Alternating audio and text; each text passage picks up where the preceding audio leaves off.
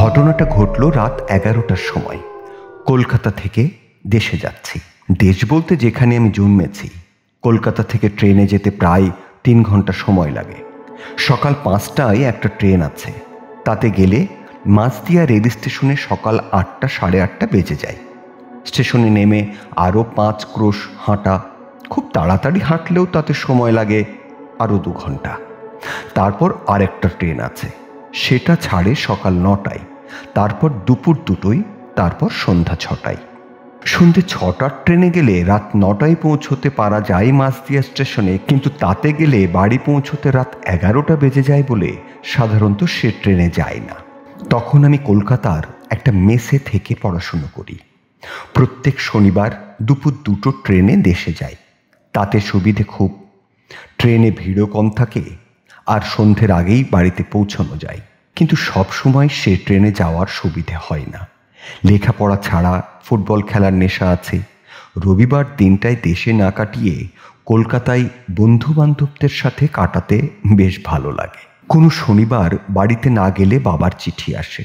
লেখেন, তুমি শনিবার বাড়ি আসো নাই কেন? আমরা পথ চাহিয়া বসিয়াছিলাম। তোমার শরীর খারাপ হইল কিনা ভাবিয়া খুব চিন্তিত আছি। পত্র পাঠ উত্তর দিবে। আমি বাবার একই সন্তান। বাবার বয়স হয়েছে। আমাকে নিয়েই তার যত ভাবনা, চিন্তা, স্বপ্ন, সব কিছু। আমি বড় হব, আমি মানুষ হব, বংশের মুখ উজ্জ্বল করব। কিন্তু ততদিনে আমারও একটা নিজস্ব জগৎ গড়ে উঠেছে। দেশের চেয়ে কলকাতার আকর্ষণই আমার কাছে বেশি। আমার জন্যে বাবা মোটা হাত খরচ পাঠান। সেই দিয়ে আমি ময়দানে ফুটবল খেলা দেখি, ক্রিকেট খেলা দেখি, আবার কখনো কখনো সিনেমা দেখতে যাই। কলকাতার জীবন গ্রামের জীবনের মতো একঘেয়ে নয়। সেখানে চারিদিকে এঁদো পানা পড়া পুকুর আর কেবল ক্ষেত খামার আর বন জঙ্গল। আমাদের মতো যাদের অবস্থা ভালো নয়, তারা লেখাপড়া ছেড়ে দিয়ে কেবল বারোয়ারি তলায় বটগাছের ছায়ায় হারুমুদির দোকানের মাচায় বসে আড্ডা মারে, তাস খেলে। আর আমি গেলে তারা আমার কাছে কলকাতার গল্প শোনে। কারোর কোনো কাজ নেই, বাড়ির অবস্থা খারাপ বলে তারা কলকাতায় আসতে পারে না, সে পয়সা তাদের নেই। তাই আমাকে তারা একটু একটু হিংসেও করে। আমার চাল চলন, জামা প্যান্ট দেখে তারা অবাক হয়ে যায়। আমার জুতো, আমার চুল ছাঁটা, আমার সাবান মাখা দেখে তাদের তাক লেগে যায়। কারণ আমাদের গ্রাম এমন এক গ্রাম যেখানে শহরের কোনো সভ্যতা ঢোকবার সুযোগ পায়নি। আমাদের বাড়ির পাশেই থাকতেন নসু কাকা। আসল নাম বোধহয় ছিল নৃসিংহ ভট্টাচার্য। বাবা তাকে নসু বলে ডাকতেন। তিনি গ্রামে গ্রামে যজমানদের বাড়িতে গিয়ে পুজো করে বেড়াতেন। বড় ভালো লোক। আমি দেশে গেলে আমার সঙ্গে দেখা করতে আসতেন। বলতেন, কিরকম লেখাপড়া হচ্ছে বাবা? হ্যাঁ, ভালো তো? আমি তার পায়ে হাত দিয়ে প্রণাম করতাম, বলতাম হ্যাঁ। তিনি বলতেন, হ্যাঁ হ্যাঁ, খুব মন দিয়ে লেখাপড়া করবে বাবা, এখন দিনকাল খুব খারাপ। আর কলকাতা শহরে যেরকম গাড়ি ঘোড়া, ট্রাম, বাস শুনেছি, খুব সাবধানে চলাফেরা করবে। হ্যাঁ। নসু কাকা আমাদের দেশের নাম করা পুরুত মশাই। তিনি না হলে কারোরই কোনো পুজো আচ্ছা হতো না। কেউ হাতে খড়ি দেবে, তাতেও যেমন ডাক পড়তো, আবার তেমনি কারো বাড়িতে ছেলের অন্নপ্রাশন হবে, তাতেও তাকেই চাই। তারপর আছে বারোয়ারিতলার দুর্গাপুজো, কালী পুজো থেকে আরম্ভ করে 3 ক্রোশ দূরে জমিদার বাবুদের বাড়িতে যত উৎসব, যত বিয়ে, ব্রত উদযাপন, সবেতেই তার ডাক পড়ত। তো এই আবহাওয়াতেই মানুষ হয়ে যে ঘটনা ঘটল তার কথাই বলি। কলকাতায় তখন আমার স্কুলের পরীক্ষা চলছিল। 3 সপ্তাহ দেশে যেতে পারিনি। বাবাকে সে কথা লিখে দিয়েছিলাম যে আমি 3 সপ্তাহের জন্য দেশে যেতে পারবো না। পরীক্ষা যেদিন শেষ হলো সেদিন শনিবার। মেসে এসে ভাবলাম 2টো ট্রেন ধরব, কিন্তু কয়েকদিন ধরে রাত জেগে পড়বার পর বড় ক্লান্ত হয়ে পড়েছিলাম। ঘড়িতে বেলা 12:30। ভাবলাম আধ ঘন্টা ঘুমিয়ে নেওয়া যাক। কিন্তু যখন ঘুম ভাঙল তখন দেখলাম দেয়াল ঘড়িতে বেলা 3:30। আমার বন্ধু যে আমার পাশের বিছানায় শুতো, সেও দেখলাম অঘরে ঘুমোচ্ছে।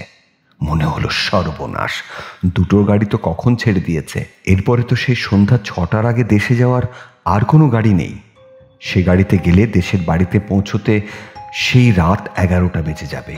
কিন্তু শিয়ালদা স্টেশন থেকে গাড়ি ছাড়তেই সেদিন কেন জানি না আধ ঘন্টা দেরি হয়ে গেল। ভাবলাম ট্রেনটা হয়তো একটু দেরি করেই মাঝদিয়াতে পৌঁছবে। তার মানে যখন 5 ক্রোশ হেঁটে বাড়ি পৌঁছবো তখন রাত 12টা বেজে যাবে। বাবা হয়তো বকাবকি শুরু করে দেবেন, বলবেন দুপুর 2টোর ট্রেনে আসতে পারলে না। ট্রেনটা ঠিক সময়ে মাঝদিয়া স্টেশনে পৌঁছেল। আমি নিশ্চিন্ত হয়ে গেলাম। এদিককার প্ল্যাটফর্ম ছেড়ে উল্টো দিকের প্ল্যাটফর্মে পৌঁছে টিকিট দেখিয়ে গেট পার হলাম। বেশি যাত্রী ছিল না ট্রেনে। গেটের বাইরেই বাজার। অত রাত বলেই বাজারের লোকজনের ভিড় বেশ পাতলা। তাড়াতাড়ি বাজার ছাড়িয়ে বড় রাস্তায় গিয়ে পৌঁছলাম। ভেবেছিলাম একটা সাইকেল রিক্সা ভাড়া করে বাড়ি পৌঁছবো, কিন্তু কোনো রিক্সাওয়ালাই অত দূরে যেতে চাইল না। বেশি টাকার লোভ দেখিয়েও কাউকেই রাজি করাতে পারলাম না। সবাই এক কথা বললে, অত দূরে সওয়ারি নিয়ে গেলে ফিরে আসতে রাত 1টা বেজে যাবে।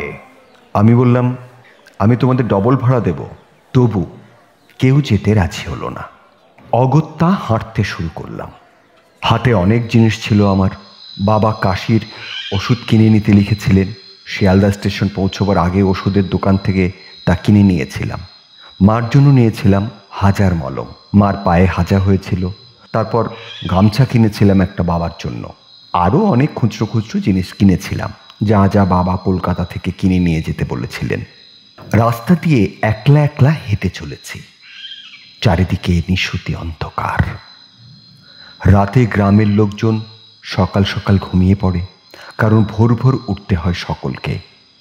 বড় বড় গাছগুলোকে দূর থেকে অন্ধকারে পাহাড়ে বলে মনে হচ্ছে। খানিক দূর গিয়েই পিচের রাস্তা শেষ হয়ে গেল। আকাশে যে চাঁদটা ছিল তাও ডুবে গেল। তখন শুধু তারাগুলো জ্বলছে মাথার উপর। মাঝে মাঝে শিয়ালের হুক্কা হওয়া কানে আসছে। 2-1টা কুকুর আমাকে দেখে ঘেউ ঘেউ করে ডেকে উঠল, কিন্তু আমাকে চিনতে পেরে আবার চুপ করে গেল। তবু আমার কেমন যেন ভয় করতে লাগলো, কিন্তু কিসের যে ভয় তা বলতে পারবো না। একটা রাস্তার মোড়ে এসে দাঁড়ালাম। চারদিকে কয়েকটা বড় বড় বটগাছ ডালপালা ছড়িয়ে জায়গাটিকে ঢেকে রেখেছে। শনি মঙ্গলবার ওই জায়গায় হাট বসে। হাট বেলাবেলি শেষ হয়ে গেছে।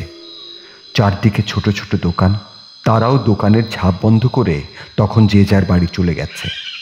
বহুদিন আগে ওই বটগাছের ডালে একজন মানুষ গলায় দড়ি দিয়ে আত্মহত্যা করেছিল। সে ছোটবেলাকার ঘটনা, কিন্তু তখন থেকেই জায়গাটায় এসে দাঁড়ালেই দিনের বেলাতেও যেন গা ছমছম করত। আর এখন তো রাত 10:30 বেজে গেছে। মনে পড়ল বাবা মা বোধহয় এতক্ষণ ঘুমিয়ে পড়েছেন। বিকেল গড়িয়ে সন্ধে হয়ে গেল। তাঁরা ভাবছেন আমি আর আসবো না। মা আমার জন্য ভাত রান্না করে বসেছিল। বাবা বলছেন, আর কেন বসে আছো খোকা, আজকে বোধহয় এলো না, তুমি খেয়ে নিয়ে শুয়ে পড়ো। মাও বোধহয় তখন খেয়ে নিয়েছেন। তারপর আমার কথা ভাবতে ভাবতেই বিছানায় শুয়ে ঘুমিয়ে পড়েছে। এইসব ভাবতে ভাবতেই হেঁটে চলেছি। রাত তখন 11টা বেজে গেছে। রাস্তাটা গিয়ে নলগাড়ির নাবালে গিয়ে মিশেছে। আগে এখানে একটা নদী ছিল। আগে যখন নদীতে জল ছিল তখন খেয়া নৌকায় এপার ওপার করতে হতো, কিন্তু এখন নদীটা শুকিয়ে গিয়েছে। সেখানে ঢালু জমিতে এখন চাষবাস হয়। তারই এক পাশ দিয়ে গরুর গাড়ি যাবার রাস্তা হয়েছে। বর্ষার পর গরম পড়াতে রাস্তায় আবার ধুলোও জমেছে। এখনকার লোক তাই ও জায়গাটার নাম দিয়েছে নলগাড়ির নাবাল। আমি ঢালু রাস্তায় নামতে লাগলাম। তারপর সামনের দিকে নজর পড়তে যা দেখলাম তাতে আমার শরীরে রক্ত হিম হয়ে গেল। দেখলাম ওপারের রাস্তা দিয়ে একটা দাড়িওয়ালা মূর্তি ঢালু রাস্তা দিয়ে আমার দিকে নেমে আসছে। রাস্তায় তার পা নেই, শুধু হাওয়ায় ভাসতে ভাসতে এগিয়ে আসছে আমার দিকে।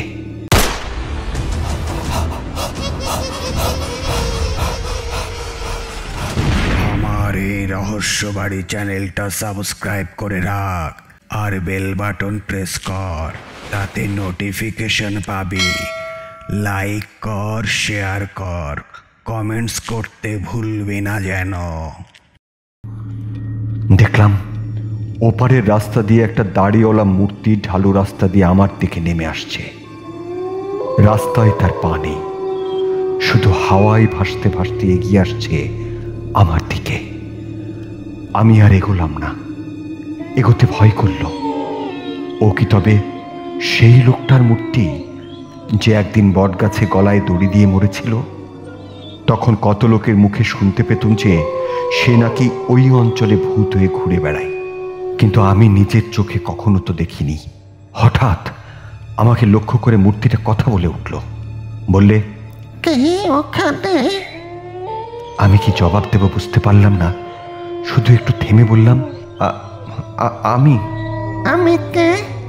বলতে বলতে মূর্তিটা আমার দিকে আরো এগিয়ে আসতে লাগলো। সামনের মুখের কাছে এসে বলল, কে? কে তুমি? আমি ভয়ে শিউরে উঠেছি। তখন কিছুই জবাব দিতে পারলাম না সেই মুহূর্তে। মূর্তিটা জিজ্ঞেস করলে, ও তুমি বিমল, ধীরেশ তার ছেলে? আমার তখন জ্ঞান ফিরে এলো, চিনতে পারলাম মূর্তিটাকে। বললাম, নসু কাকা, আপনি?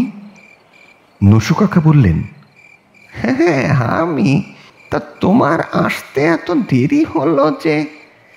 বললাম, দুপুর 2টোর ট্রেনটা ধরতে পারিনি, ঘুমিয়ে পড়েছিল, তাই সন্ধ্যের 6টায় ট্রেনটা ধরে আসছি। নসু কাকা বললেন, তা আজকে এই অমাবস্যার রাতে না এলেই পারতে। এই রাত বিরেতে আসা কি ভালো? আমাদের গায়ে যে পরশুদিন বাঘ বেরিয়েছিল, আর কদিন আগে বাবুদের বাড়িতে ডাকাত পড়েছিল। বললাম, তা আপনি এত রাত্রি কোথায় যাচ্ছেন?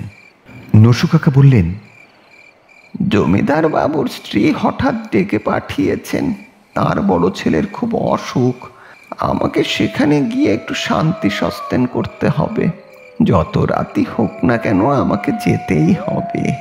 তার বড় ছেলে এখন যায় তখন যায় অবস্থা কিনা, তাই খেয়ে নিয়েই দৌড়চ্ছি। আমাকে যে ডাকতে এসেছিল তাকে বলেছি, তুমি এগিয়ে যাও, আমি খেয়ে উঠে যাচ্ছি। তোমার সঙ্গে রাস্তায় কোনো লোকের দেখা হয়নি? আমি বললাম, কই না তো। নসু কাকা বললেন, তা রাত্রির বেলা হয়তো ঠাওর হয়নি তোমার। তা বাবা, তুমি একলা এত রাত্রিরে এসে ভালো করনি। চলো, আমি তোমাকে গাঁ পর্যন্ত পৌঁছে দিই। আপনি আবার এত কষ্ট করতে যাবেন কেন? আপনারও তো তাড়াতাড়ি আছে। সে কি কথা, এই এত রাতে তোমাকে কি এই অবস্থায় একলা ছেড়ে দিতে পারি? শুনলে ধীরেশদা যে আমার উপর রাগ করবে, বলবে তুমি খোকাকে ওই অবস্থায় একলা ফেলে কি করে চলে গেলে। কি আর করা যাবে, ওদিকে জমিদার বাবুর বাড়ি, তার ছেলের এখন যায় তখন যায় অবস্থা, আর তিনি কিনা আমাকে বাড়ি পৌঁছে দিতে চান। রাস্তায় যেতে যেতে নসু কাকা বলতে লাগলেন, তুমি 3 সপ্তাহ বাড়ি আসনি, সেজন্য ধীরেশদা খুব ভাবছিলেন।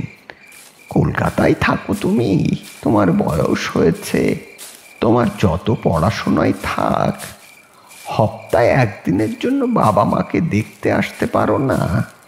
তুমি যখন বড় হবে আর নিজে বাবা হবে, তখন বুঝবে ছেলেকে দেখতে না পেলে মনে কি কষ্ট হয়। আমি নসু কাকার কথা শুনে কথার কোনো জবাব দিতে পারলাম না। চুপ করে নসু কাকার সঙ্গে চলতে লাগলাম।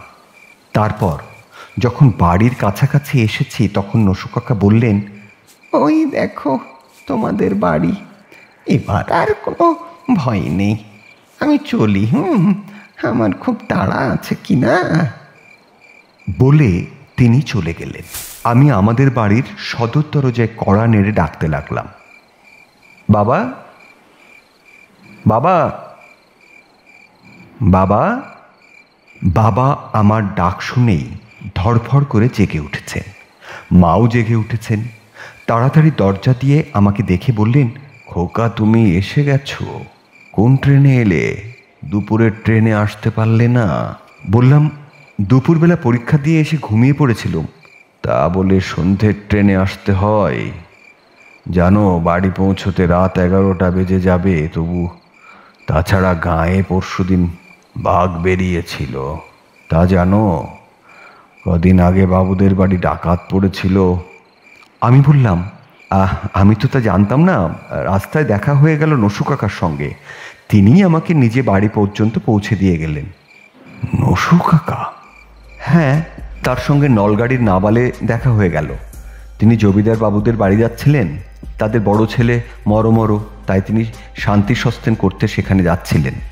বাবা আমার দিকে হতবাকের মতো চেয়ে রইলেন, মাও অবাক। বাবা বললেন, তুমি ঠিক দেখেছ, তোমার নসু কাকা, তিনি তোমার সঙ্গে কথা বলেছেন। তুমি কি আবল তাবল বকছো? আমি বললাম, বারে, আমি ভুল দেখবো কেন? আমি নসু কাকাকে চিনতে পারবো না? বাবা বললেন, কিন্তু তোমার নসু কাকা যে পরশুদিন মারা গিয়েছেন। আমরা যে নবদ্বীপে গিয়ে তার সৎকার করে এলুম,